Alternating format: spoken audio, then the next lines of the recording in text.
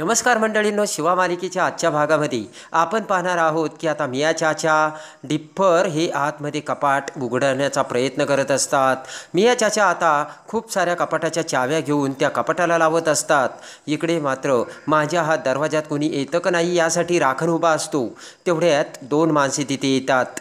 माझ्या त्यांना अडवतो. ते माणसे म्हणतात आम्हाला साहेबांना भेटायचं जाऊ द्या. माझ्या म्हणतो की आतमध्ये साहेब नाही आहेत. ते दोन माणसं म्हणतात की काहीही बोलू नकोस. माझ्या म्हणतो की अहो माझ्यावर विश्वास ठेवा. ऑलरेडी आतमध्ये 3 ते 4 लोक बसलेले आहेत साहेबांची वाट बघत, पण अजूनही साहेब आले नाही आहेत. ते लोक आता ऐकायला तयारच नसतात. तेवढ्यात माझ्या म्हणतो हे बघा, आतमध्ये फक्त 3च खुर्च्या आहेत आणि साहेबांची एक खुर्ची आहे. साहेबांच्या खुर्चीवर तर बसू शकत नाही ना.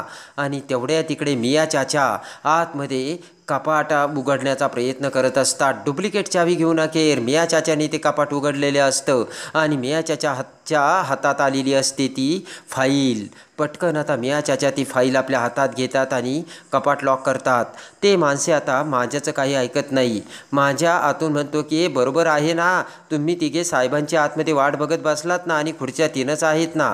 आणि पटकन आता आतमध्ये कोणीतरी आल्याचे मिया चाचा आणि डिप्परला समजते. ते लोक आता माझ्याला बाजूला करून हो बाजूला असे म्हणत आतमध्ये दरवाजा उघडून जातात. तर आतमध्ये मिया चाचा डिप्पर हे खुर्चीवर बसलेले असतात. पटकन माझ्या पुढे पळत येतो आणि मी तुम्हाला म्हटलो होतो ना, आतमध्ये हे लोक वाट बघत बसलेत साहेबांची. तेवढ्यात आता माझ्या त्यांना म्हणतो की तुम्ही आता इतके वेळ बसले ना, आता यांना बसू द्या, तुम्ही बाहेर जा. मिया चाचा म्हणतात की ठीक आहे आणि मिया चाचा डिप्पर आता पटकन बाहेर जातात. माझ्याचं लक्ष समोरच असलेल्या पेटीकडे जाते. माझ्या आता डिप्परला बोलावतो आणि म्हणतो की तुमचं सामान घेऊन जा. पटकन डिप्पर ती पेटी घेऊन बाहेर जातो. माझ्या म्हणतो की आता तुम्ही इथे बसा, मी बाहेर जातो, दरवाजा लावतो आणि दुसरं कोणी आलं तर त्यांना तिथेच थांबवतो. ते दोघेजण म्हणतात ठीक आहे. आता शिवा त्या 2 खऱ्याखुऱ्या शिक्षणाधिकाऱ्याला घेऊन वर्गात येते. तर वर्गात आता वर्गाची ती अवस्था बघताच एक शिक्षक आता विद्यार्थ्यांना शिकवत असतात आणि ते 2 आता इन्स्पेक्शन अधिकारी आता त्या वर्गाची पाहणी करतात आणि त्यामध्ये त्या वर्गाला पत्र्याला छिद्र पडलेले असतात आणि त्यातून पावसाचे पाणी टिपकत असते. खाली बादली लावलेली असते. समोरच असलेली ट्यूबलाईट एक लटकलेली त्यांना दिसते. वर्गामधला पंखाचा एक पाता पूर्ण तुटलेला असतो. आता वर्गाची ती एकदम दुर्दैवी अवस्था बघताच आता त्यांना मोठा धक्का बसतो आणि ते वर्गाची पाहणी बघून सगळे पॉईंट आता ते अधिकारी नोट डाऊन करतात आणि दिनकर सरांना म्हणतात की बरं झालं तुम्ही आम्हाला इथे पाहणी करायला बोलावलं, काय ह्या वर्गाची अवस्था. दिनकर सर म्हणतात की बघा विद्यार्थ्यांना बसायला जागासुद्धा नाही आहे, बेंचेससुद्धा नाही आहेत. आणि आता सगळे पॉईंट नोट डाऊन करत ते अधिकारी बाहेर निघून जातात आणि त्यानंतर ते 2 अधिकारी बाहेर येतात. शिवा त्यांना म्हणतात की सर तुम्ही येण्याच्या अगोदर त्यांना सगळ्यांना सगळं माहीत असतं आणि तुम्ही आल्यानंतर काय काय बोलायचं हे सगळं काही शिकवलं जातं. ते साहेब म्हणतात की अहो काय ते जेवण एवढ्या वाईट पद्धतीने मुलांना ते जेवण देतात, त्यामुळे मुलांची तब्येतसुद्धा बिघडू शकते. आणि तेवढ्यात ते अधिकारी म्हणतात आम्ही ॲक्शन घ्यायला तयार आहोत, पण इथल्या शिक्षणाधिकाऱ्यांनी मध्ये पडायला नको. तर दिनकर सर म्हणतात नाही मध्ये पडणार ते. आणि त्यानंतर तेवढ्यात आता डिप्पर धावत धावत शिवा असे ओरडत येतो आणि म्हणतो की आशुतोषला पकडलंय त्या गुंडांनी. तर लगेच आता ते निलेश सर आणि ते गुंड आता आशुतोषला तिथे घेऊन येतात. निलेश सर आता त्या अधिकाऱ्यांना बघतात आणि लगेच आता नमस्कार करत म्हणतात की शिवानी देसाई. आणि लगेच निलेश त्या सरांना म्हणतो की तुम्ही या ना साहेब, आपण बसून बोलूयात. आणि लगेच आता दिनकर सर म्हणतात की जे बघायचं होतं ना ते त्यांनी सगळं बघितलंय. आणि तेवढ्यात तो कॉर्पोरेटरचा गुंड म्हणतो की दिनकर तांदळे सर, तुम्हाला मी पहिल्यांदा बघितलं आहे आणि तुमची पहिल्यांदा भेट झाली, कशी आहे तुमची फॅमिली. तेवढ्यात आता शिवा म्हणते की धमकी देणारा हा सरडा आहे, तोंडावर साखर ठेवायची, साखरेसारखं बोलायचं आणि पाठीमागून धमक्या द्यायच्या. चुटके वाजवत आता शिवा त्याला म्हणते की तुला धमकी द्यायला आवडती ना, तर तोंडावरती धमकी दे. निलेश सर त्या अधिकाऱ्यांना म्हणतात की बघा बघा किती भयानक आहे हे. आणि तेवढ्यात आता निलेश सर म्हणतात की तुम्हाला जर तुमचा जीव प्यारा असेल तर गुपचूप इथून निघा. आणि तेवढ्यात आता कॉर्पोरेटरचा तो अधिकार म्हणतो निघा कसे, यांनी खोटे साहेब आणले आणि यांच्यावर मोठा गुन्हा आहे, थांबा पोलिसांनाच बोलावतो. शिवा म्हणते की तू काय पोलिसांना बोलावणार, तुझ्या अगोदर मीच पोलिसांना बोलावते आणि पोलीस येण्याच्या अगोदर नाही तुझा आणि तुझ्या गुंडांचा निकाल लावला ना, नाव शिवा लावणार नाही. आणि तेवढ्यात आता निलेश सर पुढे येतो आणि शिवाला धमकी देऊ लागतो. सनकन शिवा त्याच्या कानाखाली मारते आणि लगेच आता तो कॉर्पोरेटरचा अधिकारी म्हणतो, तर चुटकी वाजव. शिवा म्हणते की शांत बसायचं. लगेच त्याचे गुंड शिवासमोर येतात. तर लगेच निलेश सर म्हणतात की बघितलं का सरकारी ऑफिसरवर ही कशी दादागिरी चालू आहे. आणि तेवढ्यात आता एकेका गुंडाला सणासण आता कुत्र्यासारखी धुलाई करून शिवाने बेदम मार दिलेला असतो. दुसरा गुंड धावून येताच आता शिवा त्याचा हात मोडते आणि तिसऱ्या गुंडाच्या पायावर लात मारते. आणि तेवढ्यात एक गुंड आता शिवाला मारण्यासाठी हात उगारतो तर शिवा त्याचा हात धरते. आणि तेवढ्यात पोलीस इन्स्पेक्टर आता हवालदारांना घेऊन तिथे येतात. तर पटकन शिवाने त्या गुंडाचा हात धरलेला असतो आणि पटकन शिवा तिचा हात त्या गुंडाच्या हातात देते आणि म्हणते, बघा बघा सर, हे गुंड मला मारतायत आणि बघा किती मारलंय. आणि लगेच इन्स्पेक्टर आता तो त्या गुंडाने उगारलेला हात बघतात आणि पटकन त्या गुंडांना अटक करतात. निलेश सर म्हणतात, अहो हीच आम्हाला मारत होती. तर इन्स्पेक्टर म्हणतात, गप्प बसा, आम्ही डोळ्यांनी बघितलंय. आणि लगेच आता इन्स्पेक्टर त्या सगळ्या गुंडांना घेऊन जातात. आणि तेवढ्यात आशुतोष पुढे येत म्हणतो की शिवा तुला काही झालं का. तर शिवा म्हणते, नाही मला काही नाही झालं. इकडे तो कॉर्पोरेटरचा गुंड म्हणतो, तुला तुझ्या करिअरची आणि तुझ्या फॅमिलीची काही काळजी आहे की नाही. तेव्हा दिनकर सर लगेचच आता त्या कॉर्पोरेटच्या ऑफिसरकडे बघतो. आणि तेवढ्यात मिया चाचा पळत येतात आणि ती फाईल शिवाला देत म्हणतात, शिवा काम झालंय. ती फाईल बघताच आता आशू म्हणतो की दिनकर सर तुमचे सर्टिफिकेट्स. आणि ते बघून दिनकर सर खुश होतात आणि म्हणतात की माझे कागदपत्र माझ्याकडे आले, आता तू माझं काहीच वाकडं करू शकत नाही. आणि तेवढ्यात तो सरकारी ऑफिसर आता म्हणतो की शिवा तुला माझी ताकद माहिती नाही, सगळ्यांना मी आतमध्ये टाकीन. आणि तेवढ्यात आता ते इन्स्पेक्शनचे अधिकारी म्हणतात की आता खरं काय ते सत्य समोर येणारच आणि आता तुमची निलंबनाची तयारी तुम्ही करा. निलेश सर आता घाबरतो आणि म्हणतो की दिनकर सर, मी तुमची सगळी कागदपत्र पुन्हा परत करतो आणि तुम्हाला तुमची नोकरी परत देतो, पण मला निलंबित करू नका. आणि आता निलेश सर म्हणतो की या मुलांनासुद्धा मी चांगलं शिक्षण देण्याचा प्रयत्न करेन आणि सगळ्या सुखसुविधासुद्धा पुरवीन. आणि आता शिवा म्हणते, हे तर होणारच आहे, पण तुम्हाला तुमची शिक्षा मिळणारच आहे.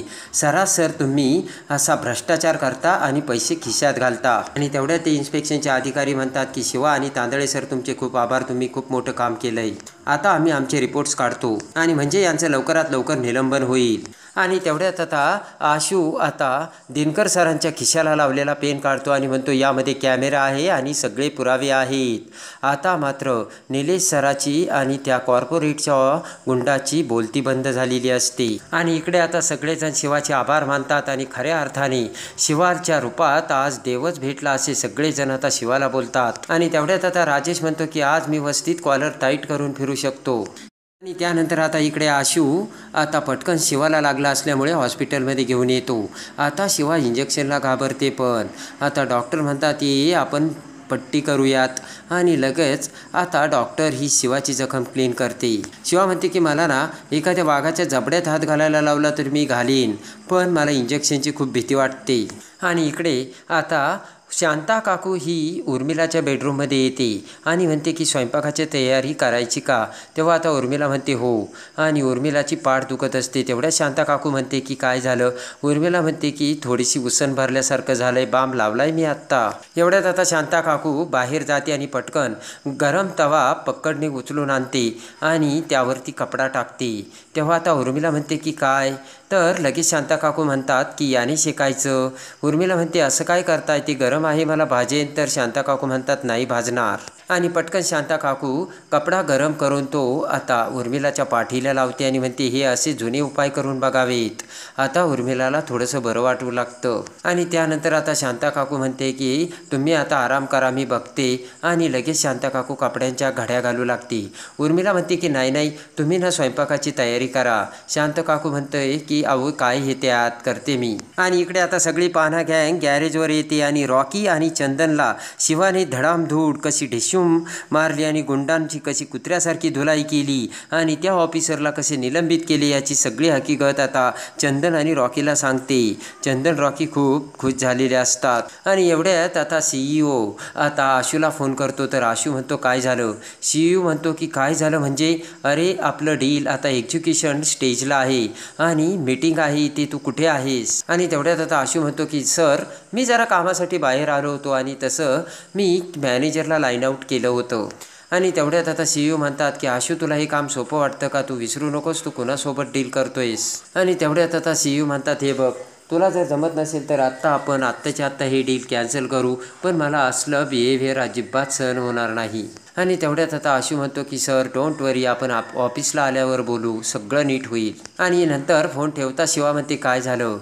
आता आशू म्हणतो की ते ना माझं ऐकतच नाही, त्यांना वाटलं मी न्यू एक्सपिरियन्स्ड आहे, मला काही कळत नाही. आणि इकडे आता शांता काकू किचनमध्ये स्वयंपाक करू लागते. तेच सीताई शांता काकूला बघते आणि पटकन उर्मिलाला हाक मारते आणि उर्मिलाला म्हणते की अगं यांची आपल्याला ना ओळख ना पाळख, तू लगेच किचन यांच्या ताब्यात दिलं का? तेवढ्यात उर्मिला म्हणते की सीताई तू काही काळजी करू नकोस, करतील त्या व्यवस्थित. मगाशी माझ्या पाठीत उसण भरली होती ना, त्यांनी नीट करून दिली, त्या व्यवस्थित करतील. आणि तेवढ्यात आता सीताई म्हणते की उर्मिला हाताला गोड असणं आणि हाताला चव असणं या दोन वेगवेगळ्या गोष्टी आहेत, कळत नाही का तुला? आणि इकडे आता सीताई म्हणते की शांता काकू आमच्या घरात स्वयंपाक करायची एक विशिष्ट पद्धत आहे, तेव्हा मी सांगेन तसा तुम्ही स्वयंपाक करा, तुमच्या मनाने करू नका. आणि तेवढ्यात आता शांता काकू म्हणते की नाही नाही ताई तुम्ही जे सांगताल ना तसंच करीन मी काय तुमच्या शब्दाबाहेर आहे का? आणि लगेच आता सीताई म्हणते की ही भेंडी तुम्ही अशी कापली ना, अशी भाजी आमच्याकडे कोणीच खात नाही. आणि आता शांता काकूने आडव्या भेंड्या कट केलेल्या असतात. सीताई म्हणते की त्यामुळे ती उभी चिरायची. इकडे आता संपदा ही रॉकीकडे येऊन रॉकीची भेट घेते आणि म्हणते की रॉकी आता ना आपण एंगेजमेंटची तयारी करायला हवी. आणि तेवढ्यात आता रॉकी म्हणतो की हे बघ होऊ दे ना, माझ्या डोक्यात आता सध्या एक्झामचं चालू आहे. संपदा रॉकीला म्हणते हे बघ माझ्या डोळ्यात बघ आणि मी तुला खात्रीने सांगते की तू एक्झाम पास होणारच आहे. शिवा वहिनी डब्बू वस्तीतले आणि सगळ्यांना तुझ्यावरती आमचा खूप विश्वास आहे. इकडे आता शिवा ही घरी येते आणि दिनकर सरांना कसा न्याय मिळवून दिला, सगळे कागदपत्र कसे काढले आणि त्या ऑफिसरला कसे निलंबित केले याची सगळी हकीकत शिवानी सीताई आणि भाऊंना सांगितलेली असते. भाऊ आता खूप खुश होतात. सीताई म्हणते की एवढी शक्ती कुठून आणते? तेव्हा आता शिवा म्हणते हे काय माझी शक्ती माझ्या समोर आहे. भाऊ सीताई खुश होतात. आणि तेवढ्यात इकडे आता देसाईंच्या कंपनीमध्ये तो CEO आलेला असतो आणि पटकन आशू तिथे येतो आणि म्हणतो की सॉरी सर आता आपण कामाचंच बोलूयात. आणि तेवढ्यात रागाने CEO म्हणतो की आशुतोष देसाई आता आपण ही डील पुढे नेऊ शकत नाही. तेवढ्यात आशू म्हणतो काय झालं? तेव्हा लगेच आता CEO म्हणतात की तू काय क्रांती करतो ना ते तुलाच माहीत आहे, पण मला ना आता हे अजिबात कामामध्ये चुका आता अजिबात सहन होणार नाहीत. आशू म्हणतो की मी सगळं सांगून गेलो होतो आणि सगळी कामाची वर्क लाईनसुद्धा लावून गेलो होतो.